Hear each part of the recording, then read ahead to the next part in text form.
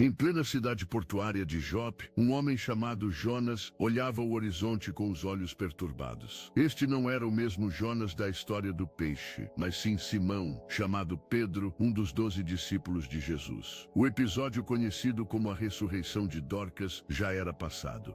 Agora surgiu outro desafio. Uma costureira pobre, chamada Ana, apareceu-lhe com lágrimas nos olhos e um pano inacabado nas mãos. Pedro, você não se lembra? Disse Ana, segurando o pano. Era para Ruth, a órfã. Ela cresceu e está para se casar. Mas minha mão se fechou de dor nas juntas e não consigo terminar o vestido. Pedro olhou para baixo, onde os dedos de Ana, agora inchados e imóveis, descansavam sobre o tecido ornado. Não havia dinheiro para médicos e mesmo que houvesse, o saber humano não prometia cura. Parecia uma prova menor diante dos grandes milagres que haviam acontecido. Mas a fé verdadeira revela-se mesmo nos pequenos detalhes. Pedro suspirou e convidou Ana a sentar-se em seu humilde aposento. Vou orar ao Senhor por você. Ele não ignora os pequenos corações que batem por outros. E assim ele ungiu seus dedos com um pouco de azeite e orou com simplicidade. Senhor, que vestes os lírios do campo em beleza, lembra-te de Ana, que veste os pobres com ternura. Enquanto Ana se retirava, Pedro ficou só, pensativo. Jope fervilhava com peregrinos, comerciantes e judeus peregrinos vindos de todas as partes. A comunidade crescia, mas também cresciam as necessidades. Certa noite, enquanto orava no terraço da casa onde se hospedava, Pedro teve um sonho estranho, e sua fé seria profundamente testada. No sonho, ele viu um lençol vindo do céu, contendo todo tipo de animais, inclusive aqueles impuros, segundo a lei de Moisés. Uma voz lhe dizia: levanta, Pedro, mata e come. Assustado, ele respondeu: de modo nenhum, Senhor, jamais comi coisa impura. Mas a voz insistiu: não chames impuro o que Deus purificou.